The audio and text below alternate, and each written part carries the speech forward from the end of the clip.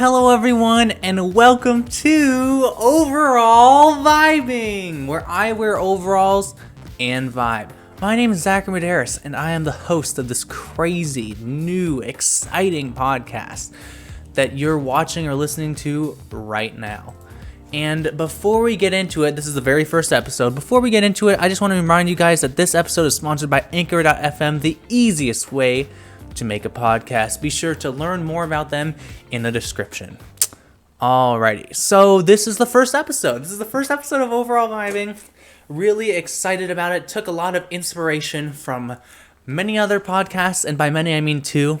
I only actively listen to one podcast as of now, or ever. I used to listen to Just a Tip with Megan Batoon a long time ago, but nowadays I spend time watching the H3 podcast. Very, very big inspiration to me. So that's part of what I'm inspired by. You know, they are some funny people over there on the H3 podcast. And this last year, it's just been crazy. And the other one person who inspired me was Emma Chamberlain's Anything Goes podcast, where she kind of just talks about what she wants. I'm going to be completely honest. I've only listened to 5 minutes of her podcast. I think it was the intro podcast. And it's just interesting to me. I just think it's very interesting, dynamic just for her. And I believe she doesn't invite guests onto the podcast. I'm sure someone will correct me about that eventually, but yeah, I find it very interesting. The Anything Goes podcast. It's kind of just her mind just traveling, and that's what I want this to become. I want it to be a lot. So I have the actual description here for her podcast. And it just says, Emma has a lot on her mind. Good thing she has a podcast to talk about it all. Appropriately named, Anything Really Goes on this podcast.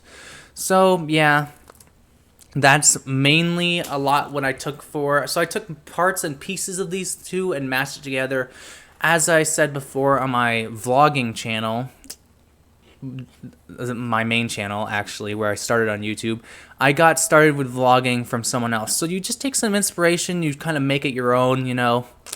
It's pretty much all that is. And I've been trying to launch this podcast since originally the beginning of 2020. This podcast was named something else. It was called Spoonful of Spice, Add a Little Spice to Your Life. And it's because in the first semester of my senior year in high school, I used to say the word spicy all the time. So I wanted to make a podcast about that, and there was just a study lab with a group of people sitting around, and I wanted to make a podcast about that, and then it never ended up happening because of the pandemic. And so that was pretty sad, but whatever. We eventually got it. And then I somehow came up with Overall Vibing, and originally it was supposed to be more serious, but how can you vibe if it's complete serious scripted? I just have an outline over here. We're going to go through things that... This episode is my first episode. Please bear with me. Still figuring out the format. I'm obviously a little more camera shy on here than I would be on my vlogging channel. But just bear with me. This is a new format. This is all new. I used to do vlogs and unboxing videos. Still do vlogs. And it's just a new format. It's just interesting to see what I can do with this. I just wanted to try it out because it seems like everyone has a podcast now, and I need to get on that bandwagon. It's very interesting, new. It was a lot logistically to figure out how to make this podcast work because I didn't know how podcasts were distributed. I was like, what's an RSS feed? All that jazz. And again, our sponsor for today's episode did help me with that, Anchor.fm. They helped me, and it was great, because it's just super simple to get your foot in the door, and then you can always move to a different platform with them. But I'm going to quit talking about the sponsor right now. And yesterday was very interesting. It was the New Year's Day, and what ended up happening was I did the polar plunge with my mom. And I always wanted to do that. I just want to pull up the video here of that. It was very interesting because I've never done it before, and I wanted to do it since I was a kid. And I have a video of me going in that I'm going to pull up. I'm so unprepared. This isn't even on the show document. This is the top of the show here. Just wanted to show it off because that's just what happened yesterday. Let's see here. It's playing already somehow. I hate how Twitter auto plays like that. I just want to show it because it's very funny. So originally as a kid, we live in where there's a lot of snow. And the polar plunge has been happening for decades. My dad even did it back in Illinois. Well, he didn't do it, but it existed. And so I just wanted to go over what we got going on here. I have the video. I'm just going to drag it over here. And this was in a tweet. And as you can see, oh my gosh. Go. As you can see, there's a lot of people there. There was like 1,000 people there. And it was freezing. Oh, this is the greatest quality video I've ever seen. It's not even buffering. Just all pixels. My feet are freezing. That was so good. Let's go. Yeah, so the moment I got out of the water, my hair just instantly froze. It was so cold. I even have the temperature. So outside temperature was 15 degrees Fahrenheit. Water temperature was 5, and the wind chill was -10, which is enough to freeze your hair solid once you get out of the cold water. And that was fun. It was really, the moment I got out of the water, my toes and fingers numb. Couldn't feel them at all. Couldn't feel them up until we were already driving away in the car. We just ran for the car. We were just done. Very interesting.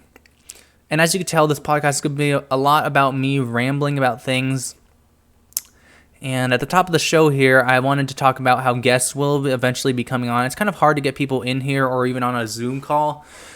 Plus, everyone's working or doing some sort of jazz like that. But we are going to get people on here. Originally, I wanted to get a person for every podcast episode, but that is not logistically possible right now. And it's just a lot. It's involved a lot of preparation to get this podcast even going to this point. Yesterday, I was up at 10 uploading the trailer for you guys on both my main and the podcast YouTube channel and onto the podcasting platforms. So guests will eventually be coming on. I actually have a lot of stories I want to cover here, and I think I typically go a lot longer with guests because it's easier to talk to someone than talk to myself. But I figured I'd do a podcast anyway by myself because it's just easier, and there's a lot of thoughts in my head. I have notes to guide me, and I cut a lot of rants out of my vlogs nowadays. There's usually about 15 minutes of video and only about 2 to 5 minutes ends up on the channel. So I figured I could banter a bit. But we have our first story ever on the show. So let me just rewind. This episode this is all my bookmarks I've been saving up all year. I just kind of want to do a loose 2021 popular thing recap of the year, because the year just ended, and these are what I collected over the years. So first off, we have the year of Olivia Rodrigo. This is the first story here. And Olivia, she started out with a bang. She got driver's license originally. Oh my gosh. This laptop is whack. It just closes all the tabs. Let me just see here. Let's mute that. Don't want driver's license to play. I mean, I do, but I don't want to get copyright struck. It's struggling. But Olivia Rodrigo's driver's license debuts at #1 on the Billboard Hot 100. That song really changed everything. It was on the TikTok scene. It made people think about Olivia Rodrigo, who didn't originally know who she was. Like me, I didn't originally know who she was. And I just wanted to emphasize that originally I did think that she was just going to be a one-hit wonder like Lil Nas X with Old Town Road. And she turned out to be so much more than that. I knew the moment that Deja Vu came out, I was just like, man, this girl is going places. And I subscribed to her when Driver's License had, I think, 1 to 1.5 million views on YouTube, so really low. There's over 300 million views on YouTube now of Driver's License. And yeah, hopefully that was muted. It was, thank gosh. Don't want to get copyright by all those things. Yeah, but it was very good. She did a good job. We can check her out here on... Just take a quick look at her YouTube channel. Real fast here. Trader's gonna play, autoplay. Yeah, so let's just take a quick look here. So if we go down, we have music videos. As you can see, Trader, as I assumed, so I saw the Brutal music video. I liked it, but I think it was a lot of more of a product placement, if I do say so myself. If I'm being completely honest, it just, yeah, the face filters didn't really add anything. It kind of was cool, but as you can see, Trader surpassed it in half the time of Brutal. Brutal only has 31 million views, but look at Driver's License now. It has 328 million views. Deja Vu didn't take off as much as I thought, but Good For You is a lot more peppy. Trader is a lot more sad. The whole album's good though. I actually have it on CD, and I'm going to be unboxing that eventually, so you're not going to want to miss that on the main channel. And if we just take a look over here, she is going on tour this year, and most people didn't get tickets, but that's another video for another time. Yeah, so we got Time Entertainer of the Year. Super, super proud of her for that. The fact that she's the Entertainer of the Year, that's crazy. Now I don't want to see the full list. I don't want to crop. Oh my gosh, they just keep trying to sell me stuff, huh? This is the type of world we live in, huh? Last chance to get Time magazine. Where was the cover? The picture of the cover was here. That's what I linked to. Here it is. Oh my gosh, nope. That could be copyright music. Okay, here's the cover. This is what we came to see. I can't believe this wasn't bookmarked. So, Olivia's the Entertainer of the Year. Take that as you will. But I think she definitely deserves to be the Entertainer of the Year, because she's had a big year. She's made a huge impact. Even if, regardless of the controversies on the Paramore and whatever, interpolation, which is a heavy debate I'm going to get into another time. I think she deserves to be the Entertainer of the Year. This is a really cool cover too. Look at her dress. It like takes up the whole frame. Oh my. Like, she definitely deserves to be Entertainer of the Year. But it's shocking that a year ago, I didn't even know who this was. She was on Bizaardvark. Never watched that show on Disney Channel. Apparently Logan or Jake Paul was on there or something. And I never watched that. But that's pretty darn crazy that she's Entertainer of the Year. I didn't even know who she was before then. And now I'm just like, how did I not discover this person earlier? And the ticket sale is definitely something that we're going to go over eventually. But I just wanted you guys to see that, of course, emphasize that she is a major part of the year, and she deserves to be Entertainer of the Year. Another thing that happened with Olivia Rodrigo, we're almost done with the Olivia Rodrigo stories, guys. But she actually got 7 Grammy awards? The Grammys didn't happen yet. She got 7 nominations. She got for album, music video, song, pop vocal, album, record, pop solo performance, and new artist. Now that's a lot of categories to win. Or she didn't win them. She got nominated. That's a lot more than I would expect. Billie Eilish swept the Grammys in 2020. And she had like 7 too or something. 2020. Billie Eilish Grammy nominations. Awards. She won all of them almost. Oh my gosh. Let's see. Yeah, she won the 4 big ones. Best New Artist, Song, Record, and Album of the Year at the 2020 Grammys.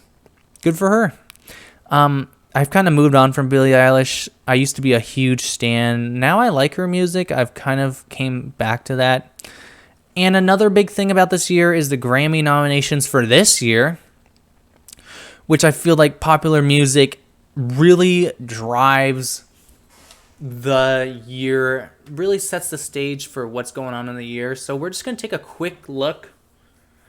We're just going to take a quick look at the Grammy nominations list for this year. And so Record of the Year, ABBA. Wow, I've never heard of any of these people. Peaches, Kiss Me More. I love that song. That dominated the summer. Happier Than Ever. That's really good. Lil Nas X. Olivia Rodrigo, Driver's License. Silk Sonic, of course, was a big one. Album of the Year. I'm not really big on albums. Planet Her, Doja Cat, Billie Eilish.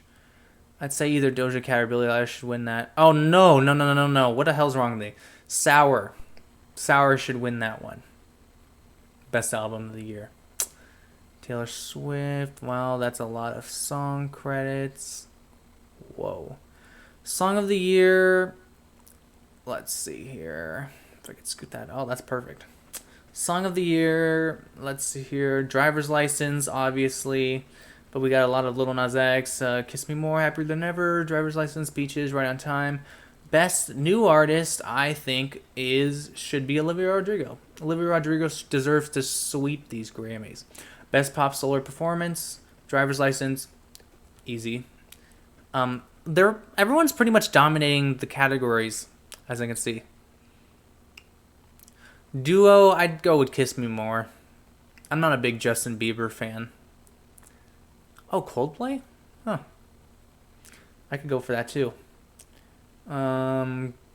Traditional pop vocal album? Traditional? Norah Jones? Wasn't she in Ted 2? Love I don't even know her music. I'm like, wasn't she in Ted 2? Ted movie. I believe... she was in the original Ted. What in God's name? Yeah. It was like his ex or something. That's a really low resolution image. Yeah. I just remember Norah Jones from the Ted movie. This is like country. Those Dolly Parton's down here and William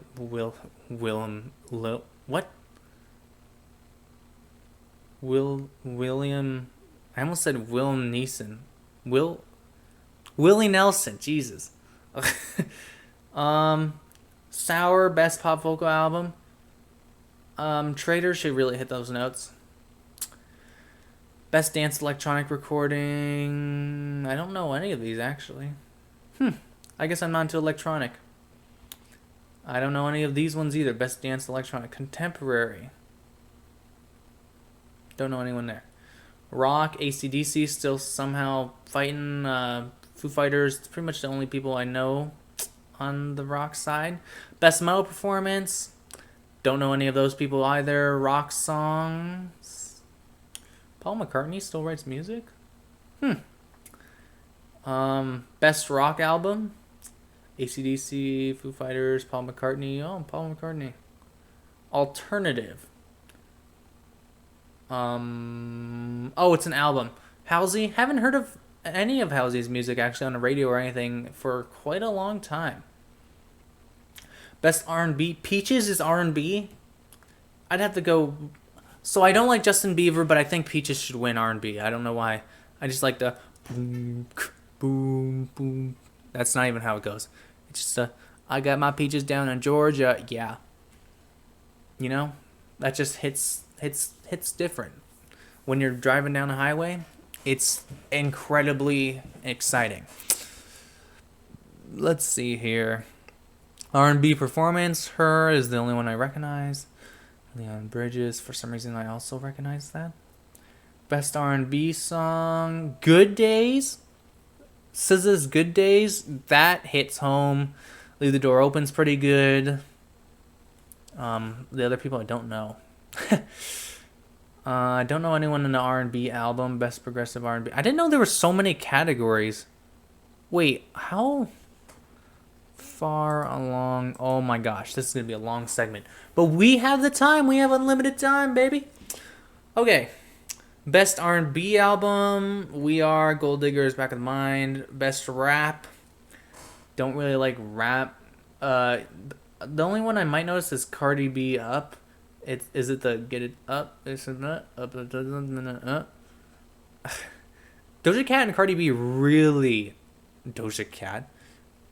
Megan Thee Stallion really dominated this year and last year. I think did WAP came out last year. They really dominated last year with those.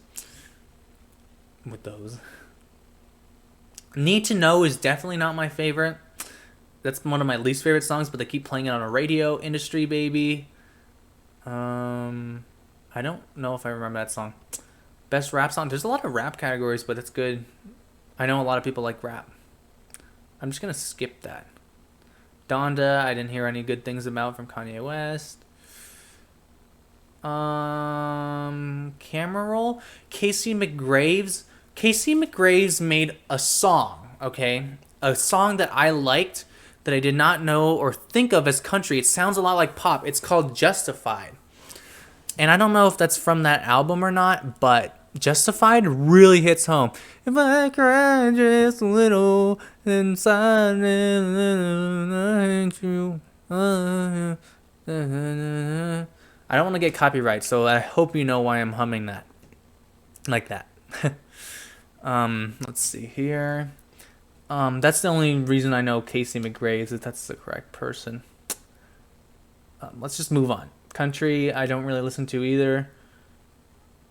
I like this one. The song Drunk and I Don't Want to Go Home by Ellie King and Miranda Lambert.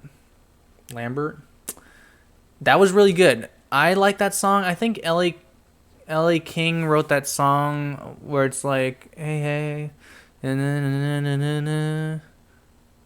Yeah, you remember, guys? 1, 2, 3, you're gonna run back to me. Yeah. Ellie King. Let's see here. Best country song. Camera Roll. Never heard that song. Never heard of any of those songs. Best country album. Straight Off of Christine. Miranda Lambert. The Mafia Tapes. The Marfa Tapes. Marfa Tapes. What the hell does that mean? New Age album? Never heard of any of those people. Best improvised jazz solo. Not a big jazz guy either, surprisingly. Maybe the Jazz of the Family Guy soundtrack. Gospel? Okay, sorry guys, we're going to skip this just for the sake of... We have unlimited time, but I want to get to what I'm interested in. Latin... No. Did we already go over everything that I wanted to go over? Maybe. Bluegrass, traditional blues album, best folk album, regional, reggae, not into reggae, global music. I'll take a quick look. Oh, no, I won't. Only recognize WizKid. Best children's album. I can't believe they have a best children's album. Oh my god, I almost clicked on Gmail. Comedy album? What the hell does that mean? Kevin Hart. Musical theater, music for visual media, Dear Evan Hansen, In the Heights. I always wanted to see Dear Evan Hansen. I never got to see it. I want to see Licorice Pizza soon before it gets out of the theaters. But I don't think it's going to stay in the theaters long. I haven't heard anything good about it. I think we might almost be done with this. Because this is a lot of stuff I don't actually care about. Sorry guys, best historical, non-classical. I think the ones that were at the top were like the best ones. So guys, bear with me.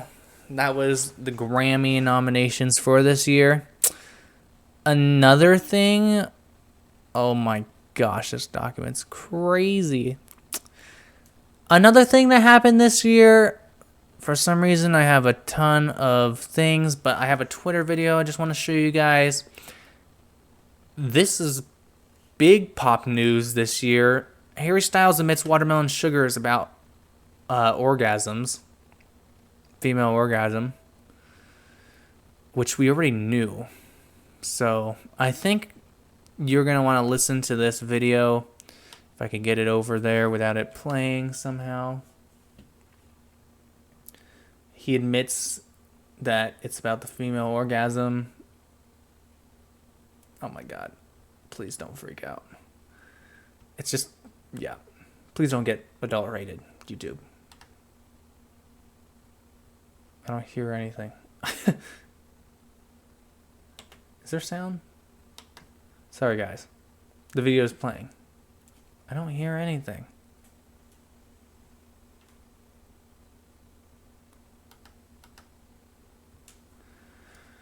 Anyway, yeah. He did. He admitted it. Don't know why I can't hear the audio for this. Oh my God, I'm muted. The female orgasm, that's totally different. Okay, let's play that again. Let's play that video again. It's also about the female orgasm, that's totally different.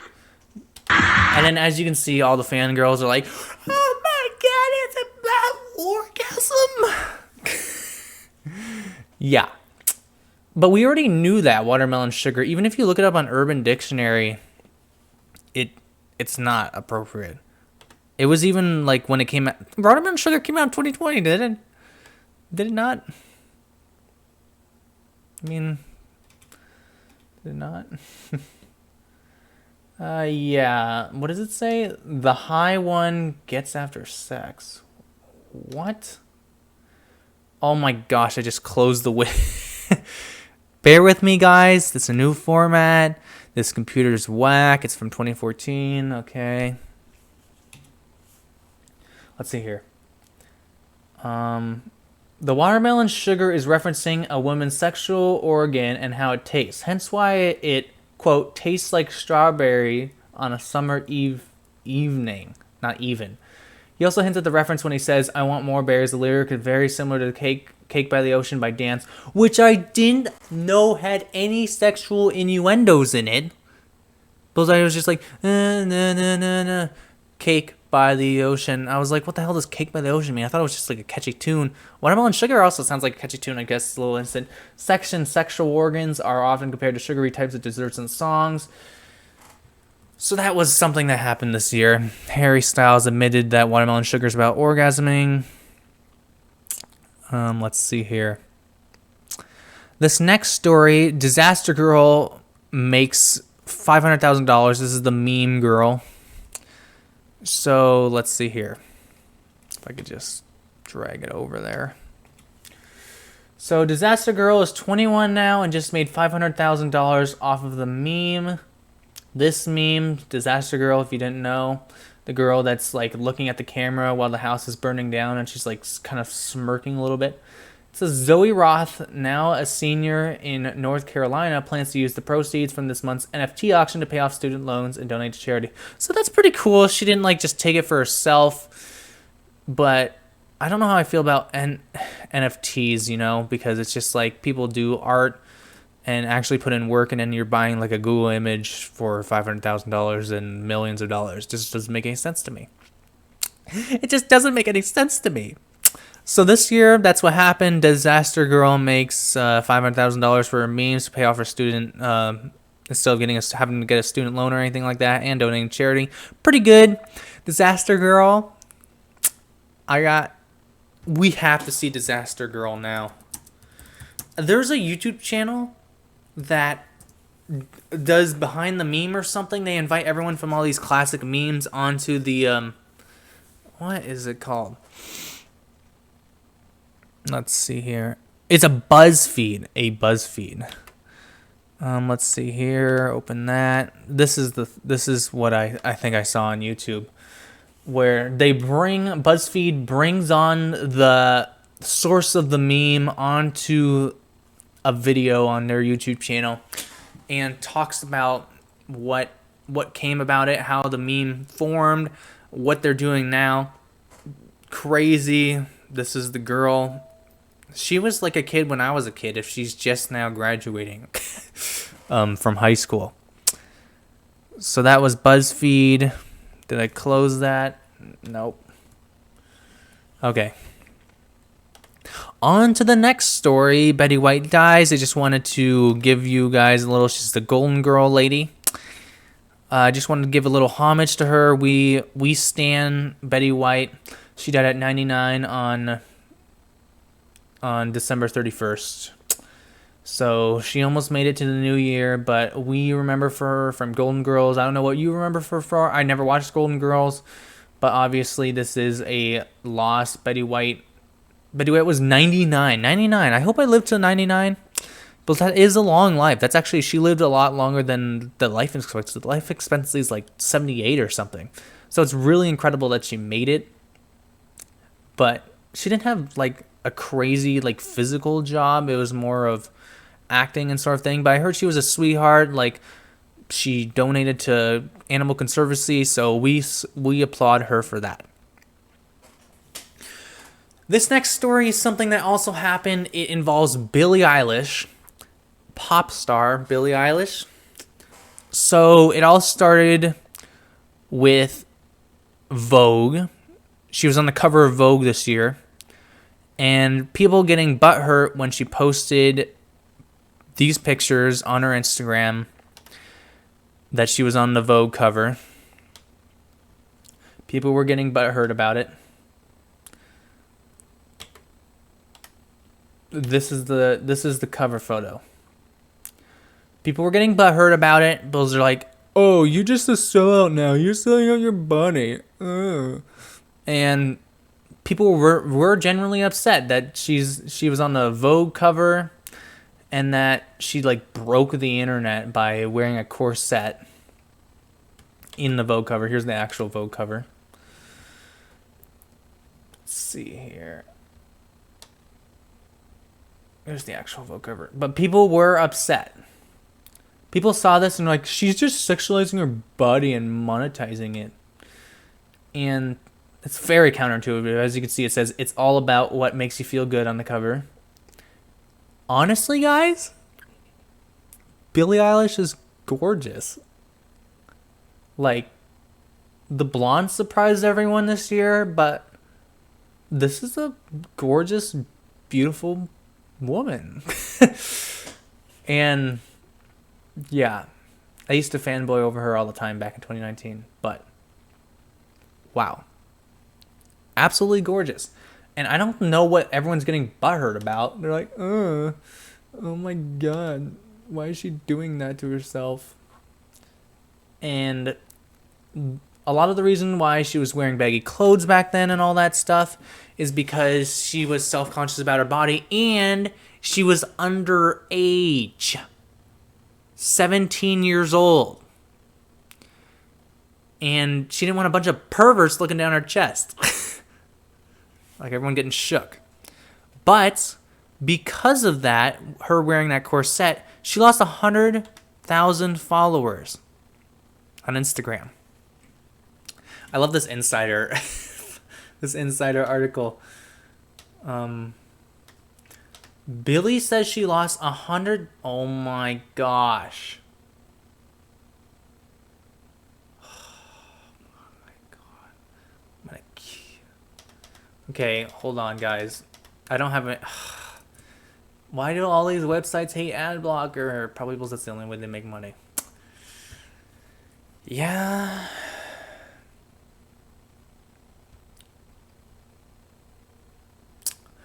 Billie Eilish says she lost 100,000 followers because people are scared of big boobs. This is her at the Met Gala. She lost 100,000 followers after posting photos of her in a corset. 19-year-old told Elle magazine she thinks it was just because of her boobs. She says people expect her not to change her fashion style. Very dehumanizing, obviously. It's like, what, do you expect her just to wear the same style forever? Here's the Instagram post. Let's see here. Here's the Instagram post she posted of her in a corset. Oh my Oh, look at this pervert. I'm not scared. I'd love to see them. Okay. Yeah, this is a post she posted back when she was featured on the cover, which I don't see what all the fuss is about. Like, what? She's just a woman. Okay. Bunch of incels over here. Oh my gosh. Okay. Yeah. But she had 91 million followers anyway when people unfollowed her, and it's just like, whatever, dude. Be butthurt if you want to. So that's what happened. 100,000 people unfollowed Billie Eilish this year because 2021 because of her big boobs. Okay. This is kind of a funny one. Jeff Bezos gets cucked by Leonardo DiCaprio. Now, you might be asking, I just spat everywhere. You might be asking what that means. Jeff Bezos got cucked by Leonardo DiCaprio. Well, they went to like an event or something, and something went down where Jeff Bezos' girlfriend, let's see here. Jeff Bezos' girlfriend was swooning over Leonardo DiCaprio. I mean, look at him. You can tell. You could just tell by the look in that bald man's face that this 50-year-old woman that he's dating is all over Leonardo DiCaprio. Like, Leonardo DiCaprio's talking to her, and she's like swooning. She's like, hey, babe. She's like looking up at him. She's smiling. She's like gasping at his ass. Like, oh. Like, Jeff Bezos got cucked. And we also have a timeline here of the tweets and all sorts of things. Jeff Bezos fires back at him. Jeff Bezos fires back at Leonardo DiCaprio. Oh, Mr. Titanic is going to steal my girlfriend, eh? Alrighty, Daddy Bezos is intimidated by someone. His manhood's at stake. Ooh, his woman wants a younger woman. But Bezos is the one who got divorced with his wife. I mean, all the big people are getting divorced. Bill Gates got divorced on 2021. Bezos got divorced in 2021. And Elon Musk got divorced in 2021. It's the year of billionaire divorces, people. They're just realizing that they don't need these misogynistic men running their lives like, oh, I have so much money, so you have to listen to me. Big babies. Okay. Let's see here. Just want to see the tweets. The headline is Bezos tweets DiCaprio Titanic-sized threat after girlfriend Lauren Sanchez swoons over actor. How old is Lauren Sanchez? We're about to figure out. I thought she was 50. This was a big deal, people. This was a big deal of 2021. Jeff Bezos got cucked. She's 52. She was a co-host on KTTV's Good Day LA. Yeah, whatever. Don't care. Don't care. At the LA CMA Art Film Gala in Los Angeles, where DiCaprio was speaking, he got cucked. He's like, oh man, I'm such a beta at this. Oh man, as my woman gets taken. I don't know why I got a Johnny Bravo voice when I do that. Yeah, Miley Cyrus wardrobe malfunction at that was funny. I enjoyed Miley Cyrus and Pete Davidson more than I would enjoy Ryan Seacrest at the New Year's Rockin' Eve, which I usually watch every year because I like watching the ball drop, and they were in Miami, but they were a lot funny. They had like bits and all sorts of things. Anyways, let's get back to the story. After this happened, I hate when billionaires try to be funny, like Elon Musk trying to meme. Jeff Bezos tweeted, Leo, come over here. I want to show you something.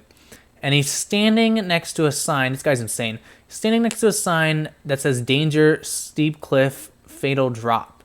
So he's trying to joke, but he's like tweeting death threats over here.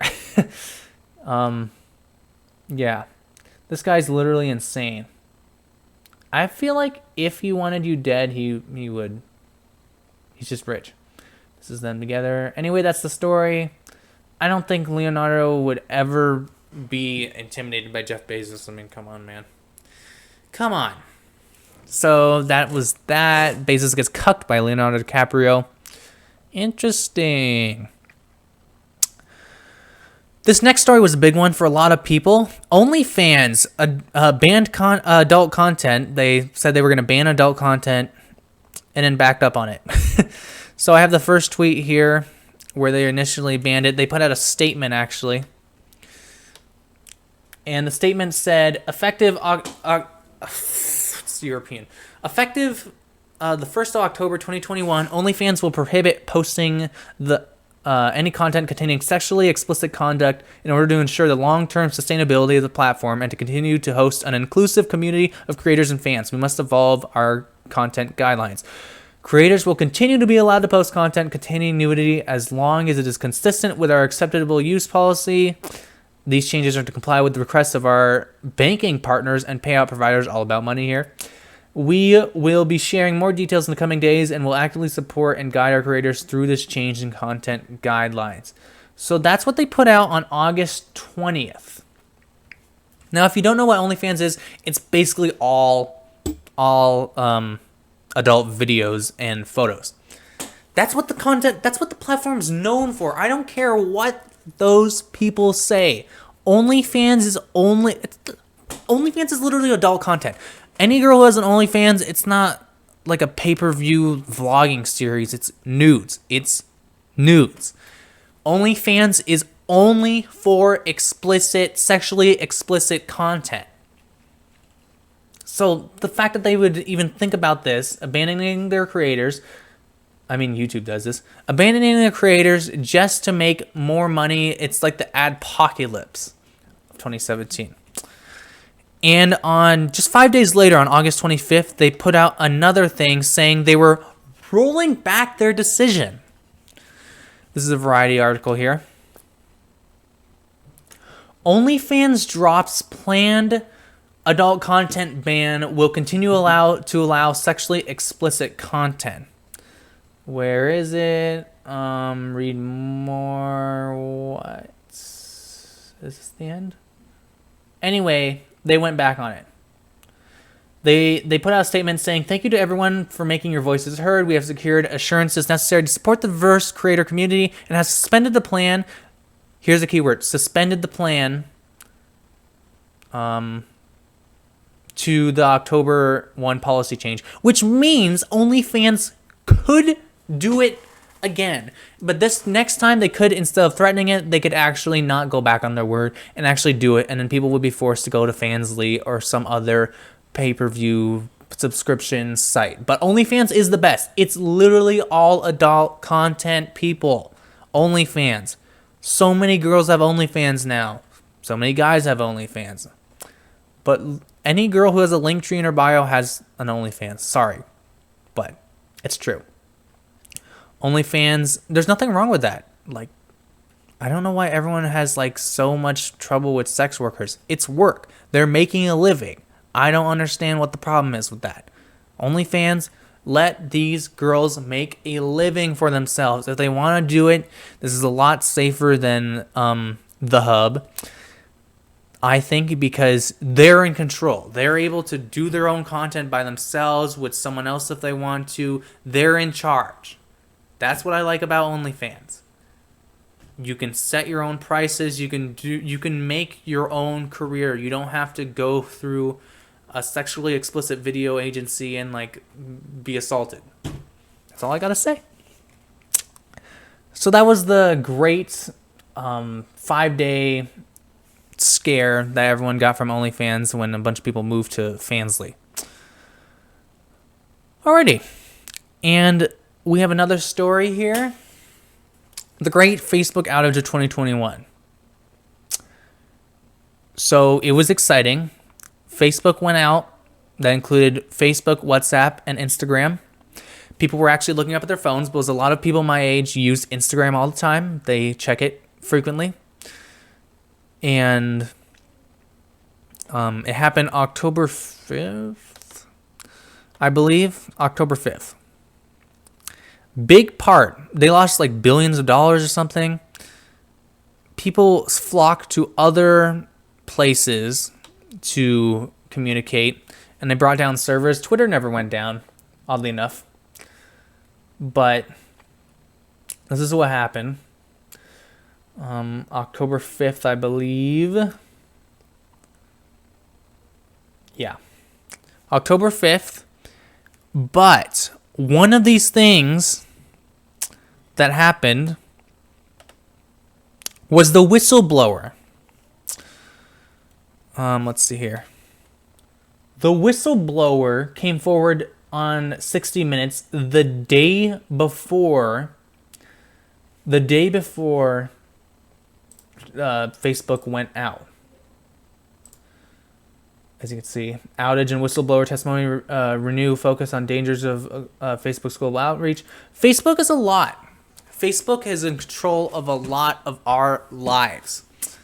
And they control a lot of things. And they have a lot of immense... I felt pressure relieved off my shoulder when it was off for 5 amazing hours of 2021. The world was a little quieter. The world was a little more peaceful. And a lot less misinformation was available. People were speculating. People were surely speculating that what actually happened was, since it happened the day after the whistleblower, this is my personal research. Big news outlets were speculating that they took down the servers intentionally to delete things that backed up the whistleblower's claims. I personally think that is entirely possible. I wouldn't put it past them, but I don't have any evidence. So take my word with a grain of salt. It's just an opinion. Alrighty. And yeah, so that's what happened. And then randomly they announced their change to Meta. They're like, oh, we've had a lot of bad press recently, so what we're going to do is we're going to rename the company to Meta. Jeez, my head's blocking it. Facebook is planning to rebrand the company with a new name. So instead of Facebook Inc., it's called Meta now. You already knew that because this is old news, but it just makes it feel like don't even glorify them by calling them Meta. Call them Facebook. I still call them Facebook. Many of the people I know still call it Facebook. You're not hiding, Zuckerberg. Look at this guy. This guy's from another planet. This is a lizard person if I've ever seen one. Yeah, but they changed it to Meta. So that's basically what happened. 2021, that happened, the great Facebook outage, and changed from Facebook Inc. to Meta. Still, I call it Facebook. Facebook, they'll never hide from me. They'll never make me forget about all the things that they do before they change their name. I don't want to go too far into this. This is very heavy. Gabby Petito, girl who went missing, traveled with her boyfriend, who I think, don't have any evidence, allegedly murdered her. Yeah. Let's see here.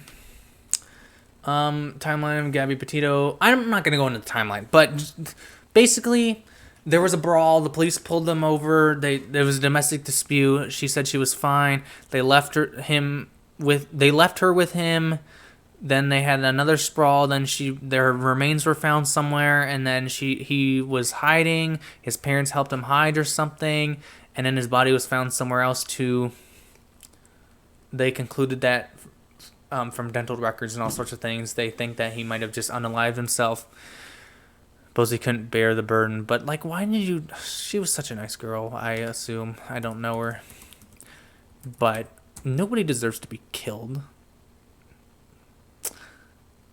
Yeah.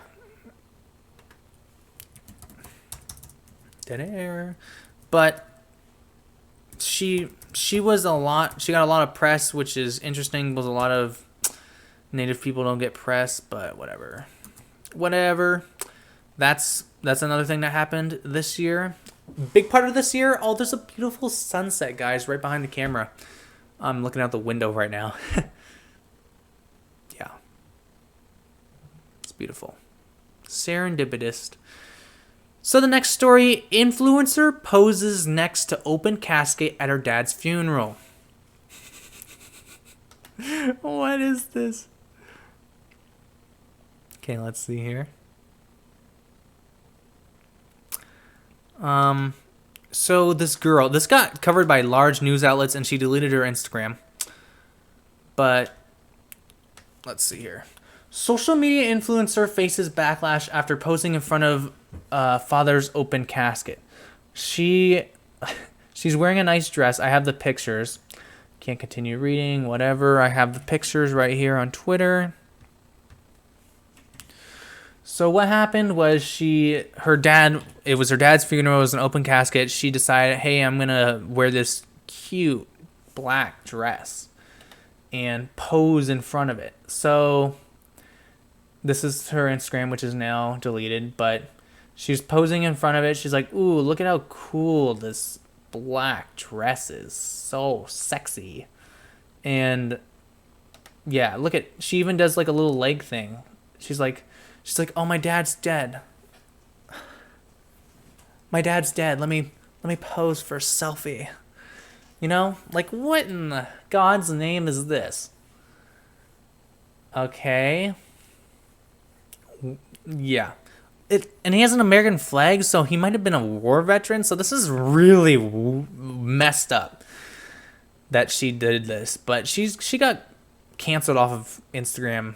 And I don't think she has an Instagram anymore. But yeah, all to pose in front of her dad. Why is she gonna do that? Why is she gonna do that in front of the casket? She's like, this is the last time I'm gonna see my dad. Oh, let me do this heel up. Let me. Yeah. Like what? So that happened this year. If you guys didn't hear or forgot completely that happened, it did. It completely did. In just October, so that wasn't too long ago. Anyways, let's move on. That's something that happened this year. Also, another couple who broke up. So let's see here. So, oh my gosh.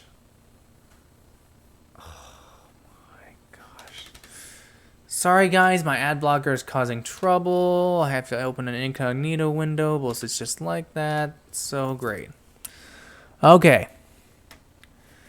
Sorry, senorita. Shawn Mendes and Camilla Cabello split after 2 years. They've been together a long time. 2 years is quite a long time for a celebrity couple, especially, I don't know, they're like 24 or something. But this is them at the Met Gala this year. Not too crazy about this look. Shawn Mendes looks like he's like 14. So does she, honestly. No hate towards any of them, though. I like both their music. Let's see here. But yeah, they split up this year. It was kind of a surprise. Here's their message here. We've decided to end our romantic relationship, but our love for one another as humans is stronger than ever, they wrote, punctuating their joint announcement with several heart emojis. We started our relationship as best friends and will continue to be best friends. We so appreciate your support from the beginning and moving forward. Isn't that sweet, guys? I thought they were going to last. They lasted a long time. Senorita, Wonder. He like wrote a whole album about her. She like wrote songs about him, I think. I don't know. I don't listen to her music as much as I've listened to his music. He's like one of the only men music I listen to. Most of the pop stars I listen to are girls, but most of the pop stars are girls. So, but yeah, Shawn Mendes and Camilla Cabello broke up this year. That's pretty crazy. Another big trend that's pretty much died down. It was big in like September or October. Literally all this is like late. Squid Game. Squid Game was a massive trend amongst YouTube, the internet. It's the biggest Netflix show on the platform ever, which is crazy because it's like a Korean Like, it's crazy. And I heard the subtitles are bad. Never actually seen Squid Game yet, but I know the premise. Like, the people are in debt, so they play these children's games, and then they get eliminated and offed if they lose, and then they're supposed to compete for the money because they're in debt. But let's see here. Why is everyone so damn obsessed with Squid Game? Here's what you need to know. Basically, yeah, you like they're dressed up in jumpsuits. They're playing jumpsuits. They're playing children's games. They blew up the internet though, and I don't have much to say about it. I wasn't really into it, but I liked seeing videos about it and all sorts of jazz. My hair is crazy as we get late into the show here. Anyways, Squid Game was pretty big part of the year. Here's something I don't think I'm going to be able to show the cover of, but let's see here. Make sure everything's all Gucci. Nope, it's not. Oh my god. Oh my god. Okay. Anyways, guys, the next story is Nirvana baby sues.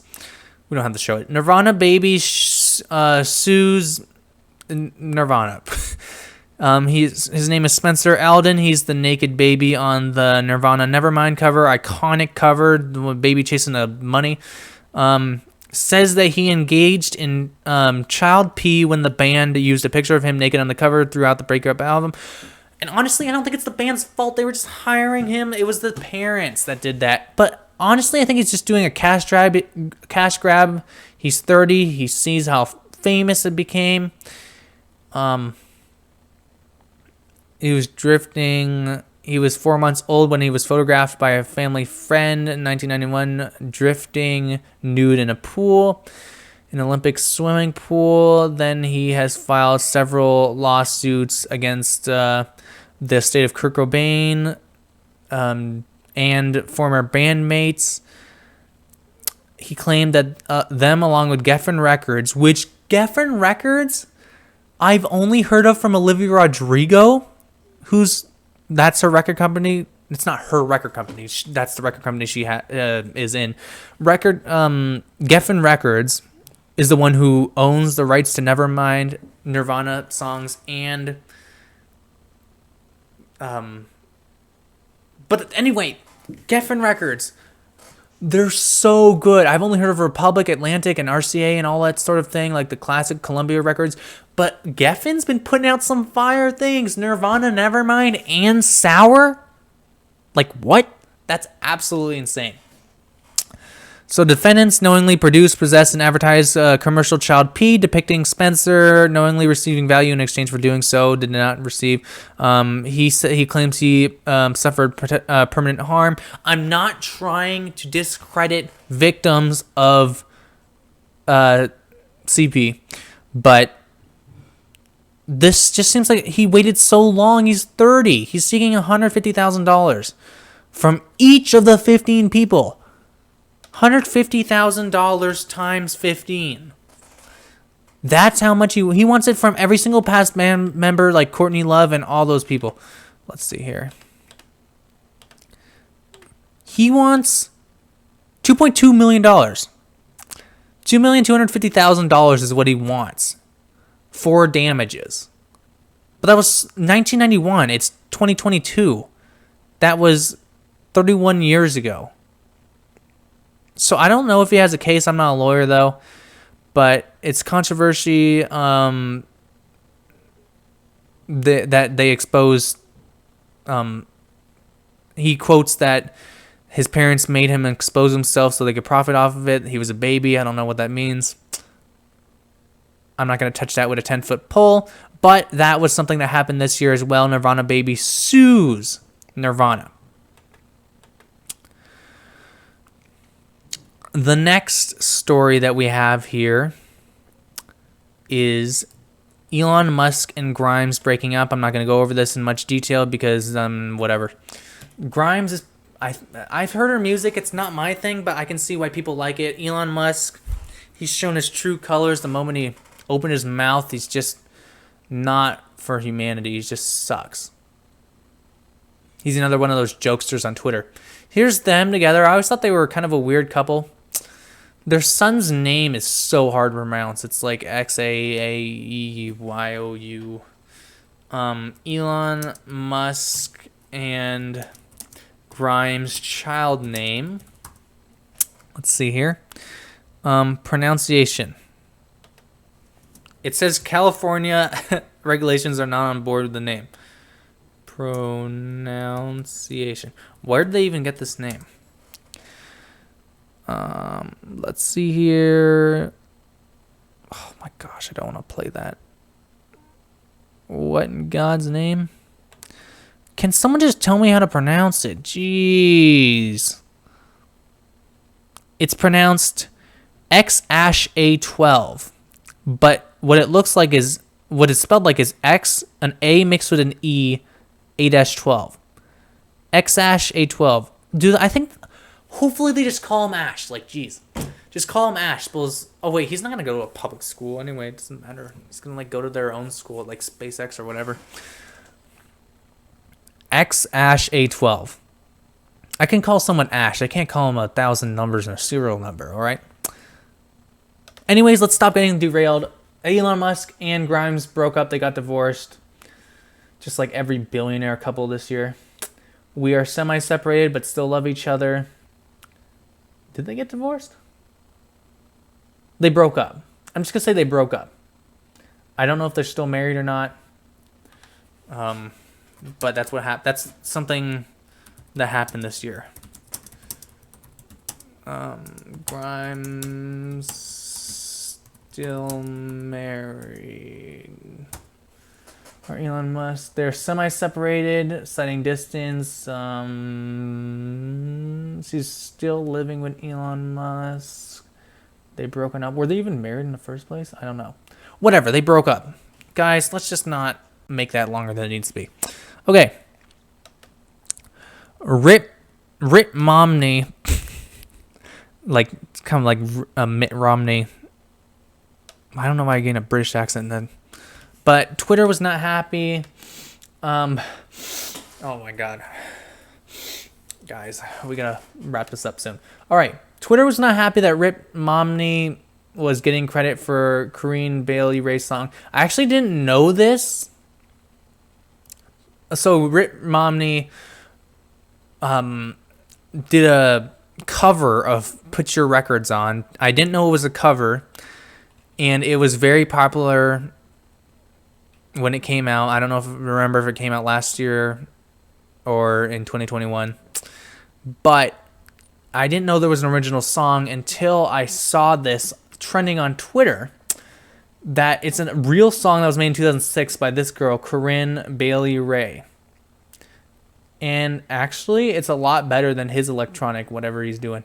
But he got a whole record deal just from singing a cover. You know how rare that is? I never even seen that. I was reading somewhere that hardly ever happens, singing a cover of a song. You usually have to create an original song to be able to get a record label to sign you. But he signed it. He signed it. He got signed. Yeah. So that's a controversy that happened this year or last year, I guess, because it's 2022 now. One of the last things we have written down here. I understand what Instagram was trying to do is mainly because of the James Charles thing, but Instagram will no longer let adults text. Oh my God. Instagram will no longer let adults message teens who don't follow them, which doesn't help at all. Because typically, the way it works in James Charles' situation is the boy is already following him. They're a fan. And even though they're a minor and James Charles is an adult, he can still text them. Allegedly. And so it doesn't really help, but that was something that came out this year. Kind of annoying, but I mean, who Instagram DMs anymore ever since Facebook like ruined that place. But that's the end of the show. We reached the end of the document, guys. This has been our first episode of Overall Vibing. We're just over the hour mark. When a guest is here, we take a break, typically for the commercial, for the ad to play, but we're just going to do the ad on these shorter episodes just right at the start on listening platforms. And I just wanted to show you guys the YouTube channel. And I just want you guys to be sure to subscribe. Be sure to follow us. Follow Overall Vibing on wherever, Instagram, Twitter, Facebook, all sorts of jazz. And yeah, that's pretty much the end of the show.